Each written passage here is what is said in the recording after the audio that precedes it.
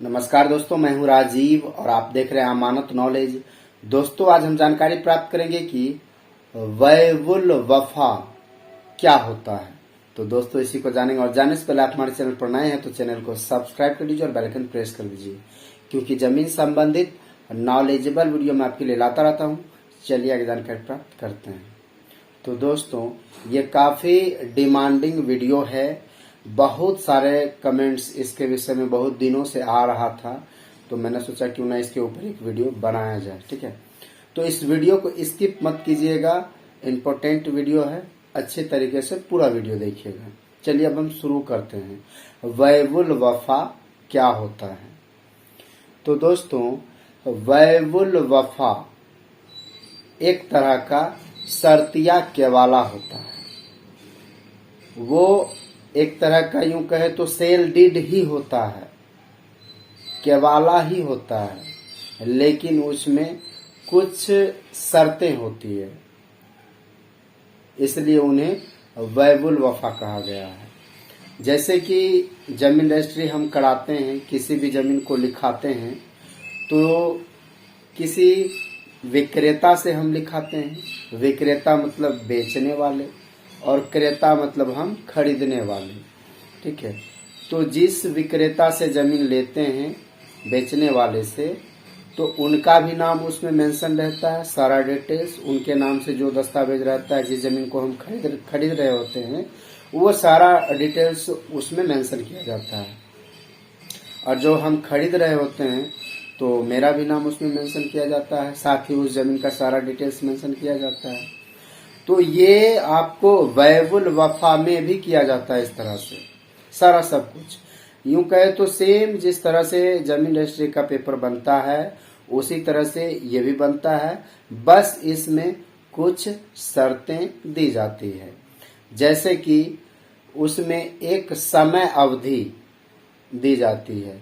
जो विक्रेता होते हैं, मतलब जो बेचने वाले हैं, वे खरीदने वाले से रुपये लेते हैं कुछ समय अवधि के लिए उस जमीन पर। ठीक है, और उसमें ये मेंशन करते हैं, यदि उदाहरण के तौर पे मान लीजिए 11 महीने का, 11 महीने के लिए ये जमीन मैं राम को दे रहा हूं इतना रुपया लेकर, और इस 11 महीने के अंदर अगर मैं इस रुपये को वापस नहीं कर पाता हूं तो वह जमीन पर मेरा कोई हक अधिकार नहीं होगा।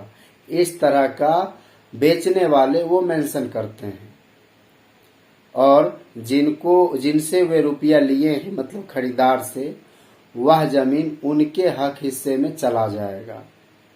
तो इसमें मुख्य बातें समय अवधि को लेकर रहता है।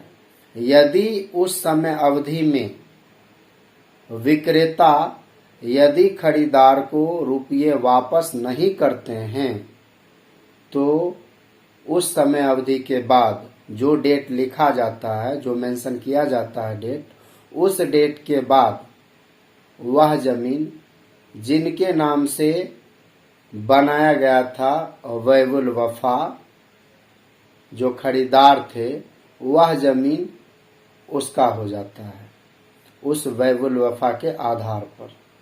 फिर उस वैवुल वफा के आधार पर उसका म्यूटेशन अर्थात दाखिल खारिज वो करवा सकते हैं।